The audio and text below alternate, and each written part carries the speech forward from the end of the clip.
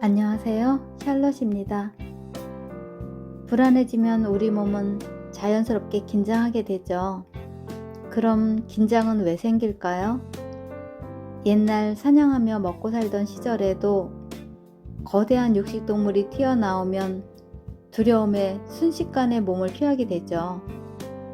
이때 아드레날린이 폭발하고 심장이 미친 듯이 뛰면서 긴장하게 되는데, 이런 긴장감이 살기 위한 방어 본능인 거래요. 현대 사회는 어떨까요? 현대는 더더욱 긴장의 연속이라고 생각돼요. 남들과 비교하게 되고, 직장인들은 일의 성과 여부, 운동선수들의 우승에 대한 압박감, 또 주부들은 자녀 교육 문제, 가족 건강 문제 등 더 많은 긴장과 불안을 야기하죠. 그럼 지금부터 코칭계의 전설 티머니 골웨이가 알려주는 불안에서 해방될 수 있는 방법을 알아볼게요. 시작하기 전에 구독, 좋아요 부탁드립니다. 우리를 행복에서 멀어지게 만드는 불안이라는 감정은 대체 어떻게 생겨나는 것일까? 무명 선수에서 일약 스타가 된 브라질의 테니스 선수 구스타보 쿠에르텐을 만나보자. 프랑스 오픈에서 극적인 승리를 거뒀을 때 수많은 기자들이 그에게 몰려들었다. 세계적인 선수들을 연거푸 상대했습니다. 경기를 할 때 상당히 긴장을 했을 텐데요. 그런 압박감을 대체 어떻게 극복했나요? 기자의 질문에 그는 고개를 갸웃거렸다. 압박감이요? 전혀 느끼질 못했는데요. 놀란 기자가 다시 물었다. 무슨 말씀이죠? 그런 상황에서 압박감을 못 느끼다니 무슨 비결이라도 있나요? 그러자 쿠에르텐이 밝은 얼굴로 대답했다. 시합하는 내내 너무 즐거웠어요. 뛰어난 선수들과 겨룰 수 있어서요. 자꾸 물으시니 생각은 해봤는데 압박감이 어떤 느낌인지 잘 모르겠어요. 그를 둘러싼 기자들에게 압박감이란 현실 그 자체였다. 하지만 쿠에르텐은 달랐다. 그에겐 세계 최고의 선수들과 당당하게 겨룰 기회가 현실이었다. 그는 행복했고 마음껏 코트를 뛰어다녔다. 그런 마음에 불안이 끼어들 여지는 없었다. 하지만 현실을 깨달았을 때 그도 다른 사람처럼 멈칫했다. 우승 소식이 브라질 전체를 뒤흔들었고 그의 인기는 하늘 높이 치솟았다. 승리에 대한 부담감이 그를 짓누르기 시작했다. 그 후 2년 동안 그는 좀처럼 이기지 못했다. 경기에 나서는 것을 두려워했고 표정은 점점 어두워졌다. 거듭된 패배로 스스로에 대한 기대치가 낮아졌을 때 그는 비로소 마음에서 부담을 덜어낼 수 있었다. 그리고 이듬해 마침내 프랑스 오픈에서 다시 우승했다. 내 안에 있는 두 개의 나. 불안이 우리를 괴롭히는 상황에서 안정감을 찾고 행복에 다가서는 비결은 바로 판단하는 나를 내려놓고 지켜보는 나를 발견하는 것이다. 안타깝게도 판단하는 내가 앞쪽에 서면 어떤 일을 해도 우리는 금세 자신감을 잃는다. 테니스를 한번 예로 들어보자. 눈앞에 공이 날아오면 판단하는 내가 마음속에서 수다스럽게 말을 걸어온다. 자, 이제 제대로 자세를 잡아. 왼쪽 발은 앞으로 20cm 정도 내밀고 각도는 15도쯤 바깥으로 들어야 해. 라켓은 비스듬하게 살짝 잡아지고 공이 눈앞에 오면 정확하게 받아쳐야 해. 자, 공이 왔다. 어서 쳐. 어이쿠, 제대로 치지 못했잖아. 내가 이럴 줄 알았어. 그러게 좀 더 연습을 했어야지. 그런데 지켜보는 나에게 경기를 맡겨두면 마법 같은 일이 벌어진다. 몸에 잔뜩 들어갔던 힘이 빠지고 날아오는 공이 정확하게 눈에 들어오며 굳이 계산을 하지 않아도 언제 라켓을 휘둘러야 할지 저절로 알게 된다. 무엇보다 지켜보는 나는 실수를 할 때조차 즐거운 목소리로 이렇게 말한다. 이번엔 잘못 쳤네. 그럼 어때? 공을 주고받는 게 재밌는걸. 마음의 힘을 발견하는 일은 판단하는 나의 방해에도 불구하고 지켜보는 나를 찾는 용감한 시도다. 물론 이 과정이 쉽지는 않다. 우리는 태어날 때부터 지금까지 판단하는 내가 우리를 올바른 길로 이끈다고 착각하며 살아왔기 때문이다. 사실 판단하는 나는 불안의 주범이다. 실수를 부끄럽게 여기고 잘잘못을 따지는 데 급급해 스스로를 자꾸 조급하게 만든다. 건강을 위협하고 마음의 평안을 깨트리는 상황에서 멀어지기 위해서는 우리 안에 존재하는 훌륭한 마음의 힘, 즉 지켜보는 나를 찾아내는 연습이 반드시 필요하다. 끝없는 비교. 몇 년 전 한 연구가 실시되었다. 캘리포니아에 있는 오렌지 카운티의 주민들을 대상으로 한 연구였다. 오렌지 카운티는 거대한 저택이 즐비한 지역으로 미국 내에서도 손꼽히는 부촌이다. 그곳에 사는 사람들은 웬만한 이들은 상상하기조차 힘들 정도의 부와 명예를 누리며 산다. 하지만 연구 결과 그곳 주민들은 심각한 우울증을 앓고 있었다. 저 집이 우리 집보다 훨씬 근사한 것 같아. 저 사람이 나보다 돈이 많단 말이지. 또 새 차를 샀군. 나도 사야 하는 게 아닐까?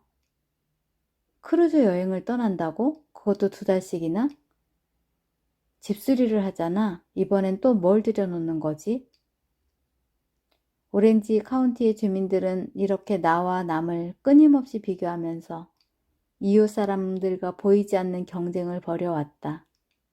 그것이 사람들을 지치고 우울하게 만든다는 것이 그 연구의 결론이었다. 있는 그대로의 나를 사랑하기란 쉽지 않다. 하지만 비교는 또 다른 비교를 낳을 뿐 우리를 결코 행복하게 해주지 않는다. 그렇게 찾아 헤매던 파랑새가 결국 우리 집 창가에 있었다는 교훈은 비단 동화책에만 있는 것은 아니다. 비교의 슬픈 결말. 마크는 60대 중반의 남성으로 매우 윤택한 삶을 살고 있었다. 은퇴 후에 여유로움을 만끽하고 있던 그는 자기 자신에 대한 자부심이 대단했다.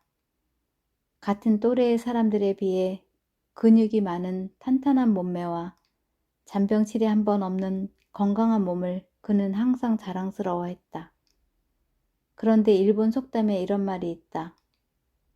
아픈 적이 없던 사람을 잘 살펴라. 작은 병 하나에 무너질 수 있으니. 어느 날 마크는 전립선 질환을 통보받았다. 간단한 수술이 필요한 그 연령대의 남성에게 흔히 생기는 증상이었다. 하지만 수술을 위해 입원한 뒤 그는 짜증과 분노를 번갈아 표출했다. 그 질환이 자신의 건강에 큰 오점을 남길 거라고 느낀 것이다. 완벽한 인간인 자신에게 그런 일이 생겼다는 사실을 그는 도무지 견디지를 못했다. 다행스럽게도 수술은 성공적으로 끝났다. 마크가 마취에서 깨어났을 때 아들과 며느리가 기쁜 얼굴로 그 사실을 알렸다. 나도 그 자리에 함께 있었다. 그런데 마크의 표정이 밝지 않았다. 그는 모든 것을 못마땅했고 자신이 처한 상황을 계속 원망했다. 그를 돌보는 가족과 수술 부위를 살피러 온 간호사에게 무례한 말을 내뱉기도 했다. 그 모습을 보며 다들 고개를 갸웃거렸다. 왜 그럴까? 수술도 잘 끝났는데 말이야. 며칠 뒤 담당 의사가 걱정스러운 얼굴로 마크에게 말했다. 수술한 자리에 세균이 침투했어요. 조금 심각한 상황입니다. 의사의 설명은 그를 분노하게 했고 자존심에 더 큰 상처를 남겼다. 내가 세균에 감염됐다고? 대체 왜?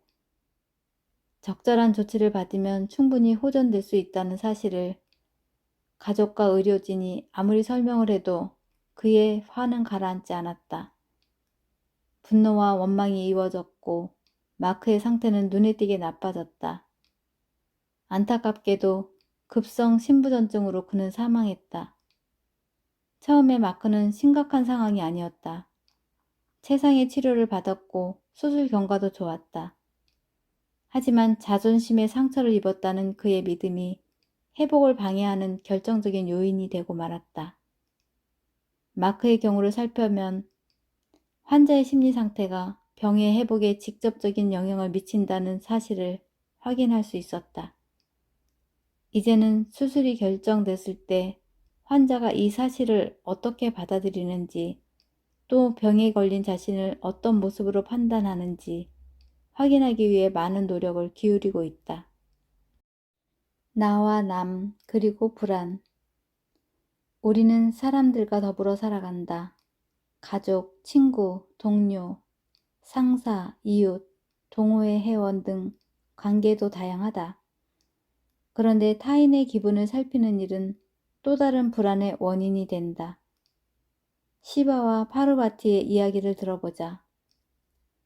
힌두교의 신 시바에게는 파르바티라는 부인이 있었다.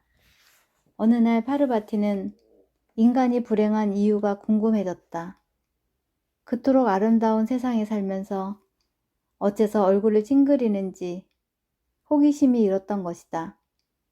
그녀는 남편인 시바에게 물었다. 시바는 인간 세상에 가서 그 이유를 확인해 보자고 했다. 시바와 파르바티는 평범한 사람의 모습으로 작은 마을 어귀에 도착했다. 그 마을로 향하는 길 위에는 한 노부부가 있었다. 남편은 나귀의 몸을 싣고 아내는 옆에서 걷고 있었다. 마을에 도착했을 때 누군가가 말했다. 남편이 참 무심하군. 나이 든 아내를 걷게 하다니. 그 말에 남편은 얼른 내려와 아내를 나귀에 태웠다. 그리고 안심하며 다시 길을 재촉했다. 다른 마을에 도착했을 때 누군가의 이야기가 들려왔다. 아내가 몹쓸 사람이군. 평생 이런 남편을 저리도 홀대하다니. 남편은 하는 수 없이 나귀에 올랐다. 두 사람은 함께 나귀를 타고 다시 길을 떠났다. 그리고 새로운 마을에 도착했을 때 사람들의 말이 귀에 들어왔다. 저런, 나귀가 불쌍하지도 않나. 두 다리가 멀쩡한 사람들이 연약한 동물을 괴롭히다니. 당황한 노부부는 얼른 나귀에서 내렸다. 그리고는 나귀를 앞세우고 따라 걸었다. 또 다른 마을에 도착했을 때 사람들의 비웃음 소리가 들렸다. 세상에, 저 한심한 꼴은 뭐람. 멀쩡한 나귀가 곁에 있는데 아무도 타질 않다니. 시바와 파르바티는 그 노부부를 따라 함께 걷고 있었다. 그래서 그 일들을 모두 지켜보았다. 시바가 파르바티에게 마침내 속삭였다. 잘 보았소? 인간은 남들을 기쁘게 하기 위해 항상 애쓴다오. 하지만 모두를 만족시키는 건 애초에 불가능한 일이지. 함께 해주셔서 감사합니다. 오늘도 편안한 밤 보내세요.